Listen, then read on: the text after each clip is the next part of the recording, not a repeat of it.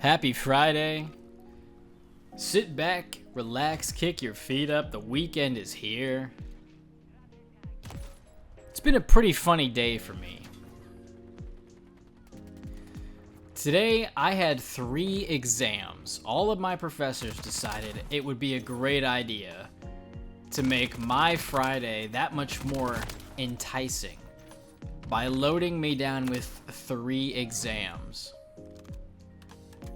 My first exam was my 8 a.m. math, and I was very prepared for this class. I've done all the homework. I'm very familiar with all of the topics that I need to be familiar with. Quadratic formula, completing the square AC method, square root, plus minus, don't forget the negatives. And 5 minutes into the exam, the power goes out. The room goes dark, and for me, I could still see because the backup generators kicked on a few seconds later. But the backup generators, they only power 1 light per classroom, or at least that's what I'm assuming it was, because there was 1 light on in the classroom. So I could see mine, but the rest of the class, they couldn't really see theirs. And I just kept working because I figured, well, if the power comes back on, I don't really want this to interrupt my train of thought. So I kept going.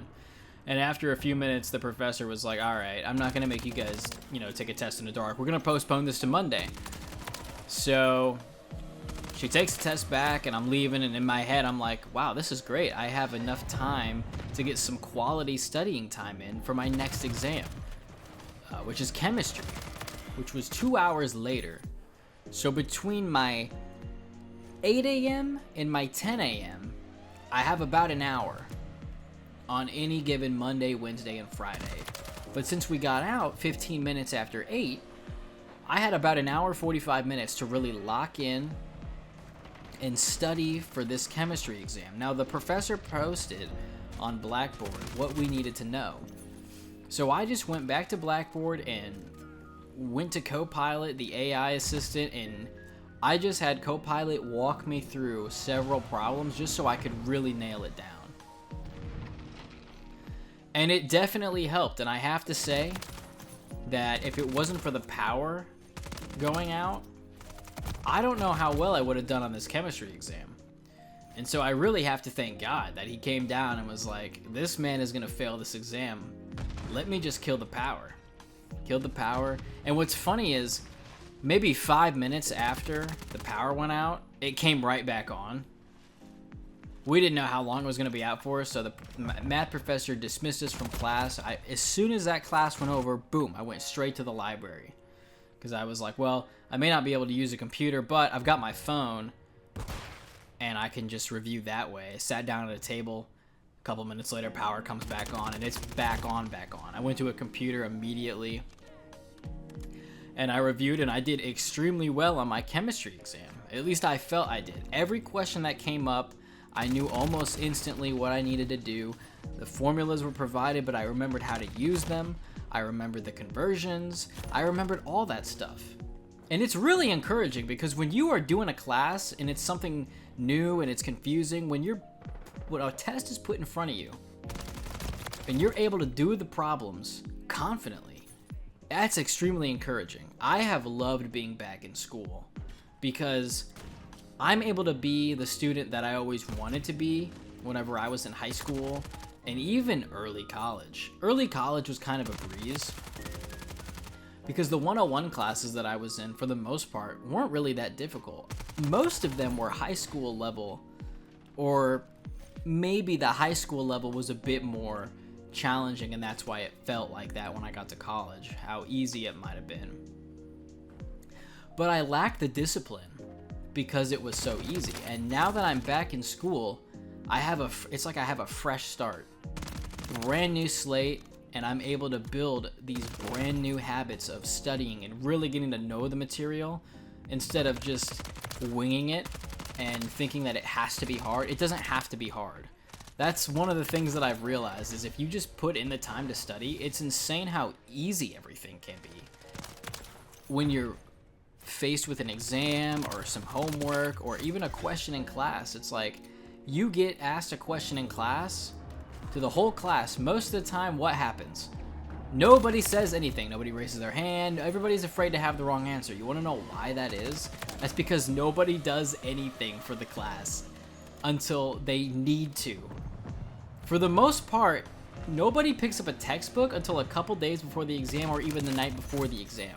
And that is just the reality of the American education system. At least in my experience and with the people that I know and from what I have witnessed. Education is taken seriously, but it could be a lot more efficient in how we as students operate. And I think everybody's like this because the way that people are being taught is extremely outdated. For most subjects, there are a lot of subjects that have really changed and they've adapted these modern ways of learning, but not all of them. Some of them aren't going to change, but the ways that you could teach certain subjects like math, maybe even English composition, even biology, the basics, the ones that you need, they could be presented in a much more friendly and a much more cohesive way than picking up a textbook from 2010 or even before 2010.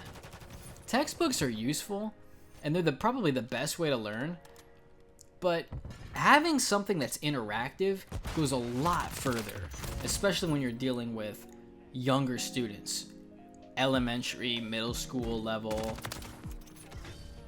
So anyway, that exam went well. I've got one more exam to do this weekend, and that is biology. Now, that biology exam is online. So, really, I only had one exam today. I kind of lucked out because that math exam, while I would have done very well, got postponed to Monday. Got to study for my chemistry exam. That went very well. Very happy about that. Biology exam is online, so I'm going to take some extra time to study. I'll probably do it on Sunday. And that's going to go very well. And then Monday I'll come around and I'll have even more time this weekend. At some point, I'll review math. And we'll do even well on that. It's all coming together. It's all going to work out great. And for the remainder of my weekend, I'm going to be probably making some videos, playing some Call of Duty. I might do a little bit of hiking. I don't know. It's Friday. I mean, I've got the whole rest of the day. And then I've got all of Saturday, all of Sunday. Looking forward to the Chiefs game. Eagles, Chiefs. I'm rooting for the Eagles. I think the Eagles are going to smash the Chiefs. You know, if I'm wrong, I'm wrong. But I just don't see. I think the Chiefs have lost their fire. And I would love to be proven wrong because I would love a close series because that Super Bowl was one of the saddest Super Bowls I have ever seen. I was very happy for the Eagles. I just kind of wanted a little bit of a closer match, but I was very happy for the Eagles because I kind of did want to see the Chiefs three-peat. Just because it seemed like a Disney ending, a three-peat in the NFL. I don't know the last time that happened. I really have no idea.